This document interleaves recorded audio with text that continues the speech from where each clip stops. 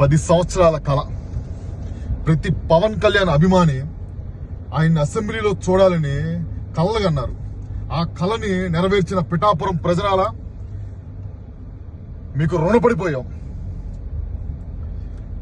2 చోట్ల ఓటమి నుంచి ఈరోజు కూటమి ఏర్పడటం నుంచి 70,000 పైచీలకు మెజారిటీతో అసెంబ్లీలోకి అడుగు పెట్టడం అంటే సినిమాల్లోనే కాదు, రాజకీయాల్లో కూడా ఆయనే హీరో.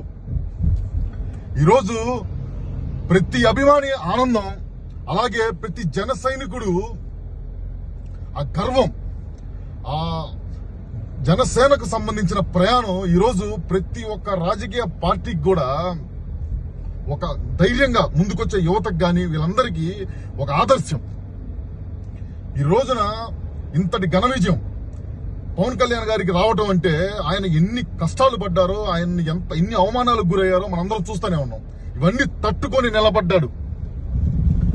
అంతేకాకుండా ఈరోజు అఖండ మెజారిటీతో ప్రభుత్వాన్ని ఏర్పరుస్తున్నటువంటి కూటమిలో భాగమైనటువంటి చంద్రబాబు నాయుడు గారికి, తెలుగుదేశం పార్టీకి, అలాగే కేంద్రంలో మళ్లీ అధికారంలోకి రాబోతున్నటువంటి మోడీ గారికి, భారతీయ జనతా పార్టీకి, అలాగే 100% స్ట్రైక్ రేట్ తో 21కి 21 ఎమ్మెల్యేలు, 2కు 2 పార్లమెంట్ స్థానాలని కైవసం చేసుకున్నటువంటి మా జనసేనకి శుభాకాంక్షలు తెలుపుతూ, దీన్ని ఒక బాధ్యతగా తీసుకొని ఏదో కక్ష సాధింపుతో కాకుండా ఒక అభివృద్ధి వైపుకి, రాష్ట్ర భవిష్యత్తుని మంచి మార్గంలో తీసుకెళ్ళటానికి ఉపయోగిస్తారని మనస్ఫూర్తిగా కోరుకుంటూ, మంచి రాష్ట్ర ప్రజలకు మంచి జరగాలని ఈ గవర్నమెంట్ తో మనస్ఫూర్తిగా నేను కోరుకుంటూ, అసెంబ్లీలో పవన్ కళ్యాణ్ గారి గొంతు వినటానికి, ఆయన చూడటానికి 1000 కళ్ళతో ఎదురు చూస్తూ సెలవు తీసుకుంటున్నాను.